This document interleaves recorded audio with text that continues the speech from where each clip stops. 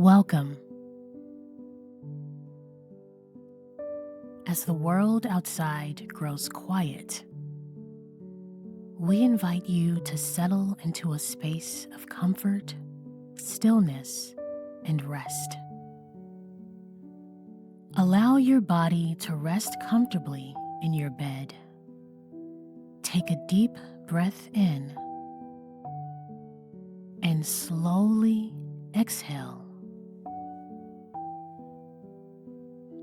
If you notice any areas of the body that feel tense, try to allow them to soften. We are about to begin on a journey not into the turbulent air of history, but into the gentle sky of an extraordinary life, a flight of quiet grace and unwavering determination. Tonight, we will tell the story of Willa Brown, a pioneer who soared with a steady hand and a peaceful heart. A woman who showed us that the sky is not a place to be conquered, but a canvas on which to paint a legacy of dreams. Let the soft hum of an engine and the rustle of wind around the wings guide you into a restful and tranquil sleep. In the early years of the last century, a quiet strength was taking root in the heart of America. Born in Glasgow, Kentucky in 1906, Willa Beatrice Brown was destined for the sky. Though her feet were firmly planted on the ground of a stable and encouraging home, to an African American father and a mother of Native American descent. Her father, a minister, provided a foundation of support that would serve her throughout her life, a place where the pursuit of knowledge was not only encouraged, but celebrated. It was this steadfast encouragement that led her to pursue a rigorous education, an uncommon path for many at the time. After graduating from Wiley High School in Terre Haute, Indiana in 1923, Willa continued her studies with a singular focus. She enrolled at Indiana State Teachers College, where she majored in business and minored in French, graduating with her bachelor's degree in 1927. Before she even completed her degree, she had already accepted a teaching position in the segregated school system of Gary, Indiana. As the youngest high school teacher in the city, she taught typing and stenography and sponsored the school's writing club and newspaper. The pursuit of knowledge was her passion, but she yearned for a deeper challenge and adventure outside of the limited career fields available to African Americans at the time. Her quiet ambition led her back to academia, and in 1934, she earned a master's degree in business administration from Northwestern University, a powerful degree that would become one of the many tools she would use to build an empire of opportunity for others. During these formative years, the world was alive with the buzz of a new frontier, aviation. Willa found herself inspired by the legendary aviatrix Bessie Coleman, the first African American woman to earn a pilot's license, who had bravely broken the mold, she began to learn of a community of Black aviators flourishing in Chicago, a city that had become a hub for Black aviation in the 1930s. This group of men and women was creating their own spaces in the sky, undeterred by the barriers of racial segregation and the racist notion that Black people were unfit to fly. She found her way to this community, joining the Challenger Air Pilots Association, one of the first Black pilots organizations in the United States, and meeting mentors like John Robinson and Cornelius Coffey. It was here in this circle of determined dreamers that Willa's own aspirations truly began to take flight. She took her first lessons at Harlem Airport, a place with a history as determined as her own. The Challenger Group, a collective of Black air enthusiasts, had previously built an airport with their own hands in Robbins, Illinois. Because they could not get a permit to build in Chicago, they had buried boulders, dropped trees, and cobbled together a hangar from second-hand lumber. They had to roughly level the terrain to create an airstrip.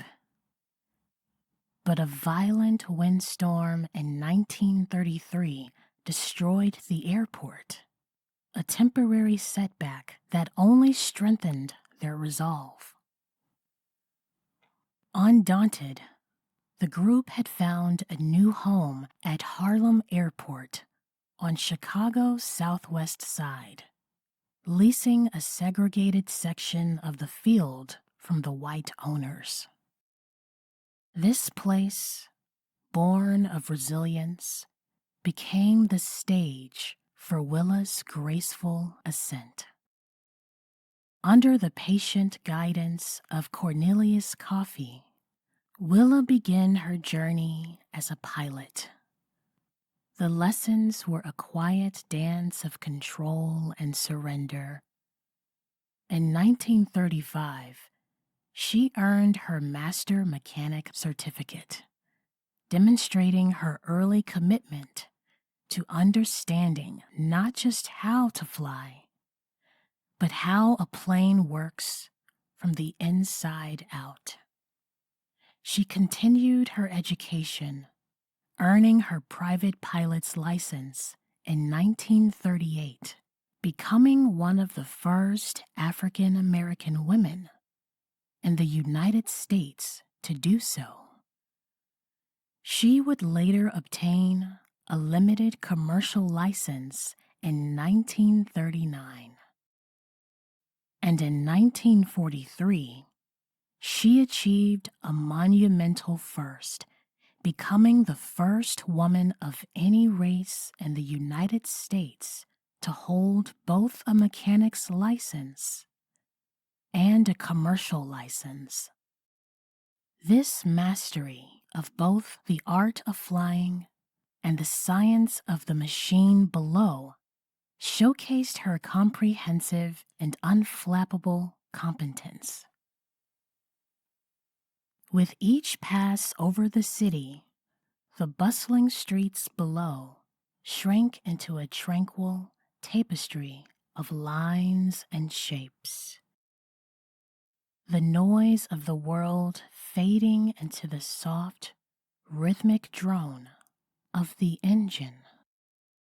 An observer once described flying with Willa in a small Piper Cub, noting the figure eights, flipovers, and stalls were exhilarating, though momentarily frightening.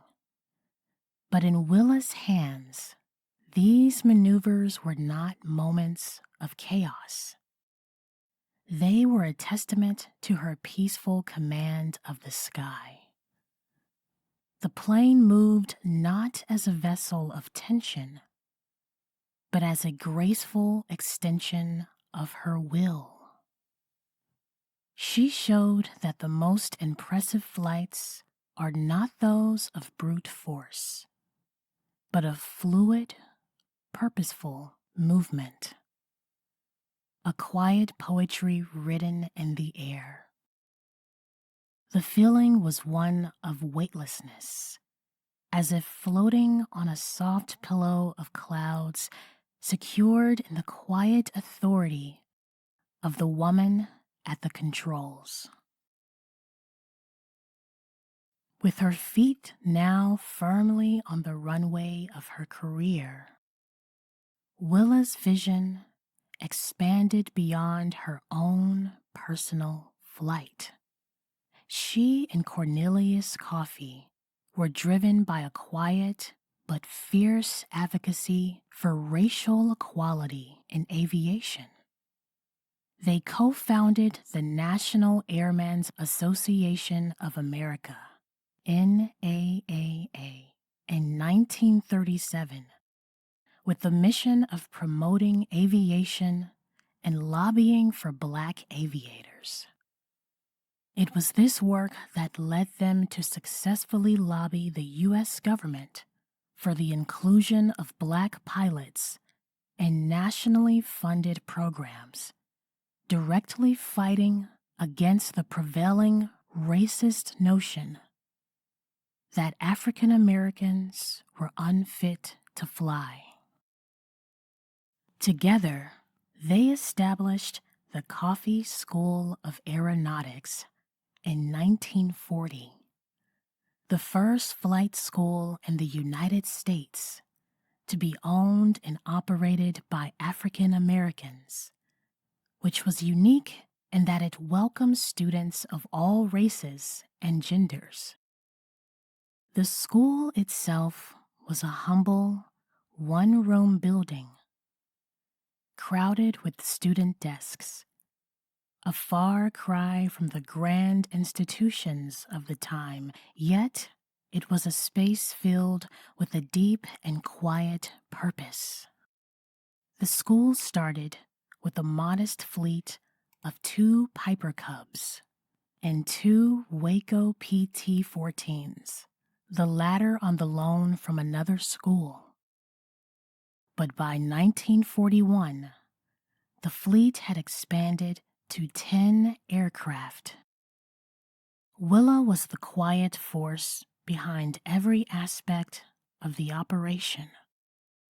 She managed the business, served as the school's director, and even ran the on-site luncheonette, embodying a rare talent for business administration and a dedication to the well-being of her students. She was a patient and dedicated instructor, teaching students both in the classroom and in the cockpit of the school's J3 Cub. If a student was struggling, she was known to spend extra time giving free private lessons to ensure they found their wings. Chauncey Spencer, a former student and founding member of the NAAA, said of her, "Willa was persistent and dedicated. She was the foundation, framework, and builder of people's souls. She did it not for herself, but for all of us." The calm and deliberate work happening within the walls of this small school would go on to have a national impact. The Coffey School of Aeronautics was selected to provide trainees for the Civilian Pilot Training Program, CPTP, a pivotal moment that proved this prejudice wrong. The school was one of only 10 Black colleges and the only Black-owned private flight school certified for this training. It was a test program at the request of the U.S. military that demonstrated with a quiet and undeniable grace that African Americans possessed the discipline, skill, and courage to be successful pilots and flight instructors. The foundation laid by her and her colleagues ultimately paved the way for the legendary Tuskegee Airmen. Over the next 7 years, Willa and Cornelius trained more than 2,000 students, with approximately 200 of them becoming the legendary Tuskegee Airmen, the trailblazing Black pilots of World War II. The quiet act of teaching a single student to fly ultimately contributed to a seismic shift in American history, culminating in President Harry Truman's Executive Order 9981 in 1948, which officially ended racial segregation in the U.S. military. As the war years drew to a close, Willa's graceful flight continued, moving from the cockpit to the halls of power and the classroom of a new generation. She became the first African American officer in the Civil Air Patrol, commissioned as a lieutenant, and was named the federal coordinator of the CAP Chicago unit. She continued her fierce advocacy, tirelessly lobbying the U.S. government for the full inclusion of African Americans in the Army Air Corps. Her path was not without its trials. Despite her immense qualifications, Willa was denied entry into the Women Air Force Service Pilots due to her race, a stark reminder of the persistent barriers she faced. Yet she navigated these moments, continuing her determined work in other arenas. She was also a political pioneer, becoming the first Black woman to run for a congressional seat when she ran for a congressional seat in Illinois in 1946, 1948, and 1950, channeling her passion for change into the political system. In the later years of her life, Willa's focus shifted to nurturing new dreams. After her divorce from Cornelius Coffey in 1948, she went on to marry Reverend J.H. Chappell in 1955 and became active in his church. She retired from the public school system in 1971 after a long career teaching aeronautics and business subjects in Chicago high schools. She had no children of her own, but she considered her many students to be her extended family, even establishing children's flight clubs to inspire a new generation. Her enduring legacy of quiet leadership was formally recognized in 1972 when she was appointed to the Federal Aviation Administration's Women's Advisory Board, a pioneering role as the first Black woman to serve on the committee. Willa Beatrice Brown passed away peacefully in 1992 at the age of 86. On her tombstone, A simple and powerful inscription marks her final resting place. Pioneer Aviatrix. It is a testament to a life lived with grace and purpose, a life that took a deep breath, spread its wings, and soared, not with a roar, but with the quiet hum of a lasting and gentle journey. And now, as we close the book on this peaceful flight, we invite you to let your mind drift. Feel the weightlessness of the air, the soft touch of the clouds, and the quiet assurance of a journey well traveled. May the story of this quiet pioneer guide you into a restful and tranquil sleep.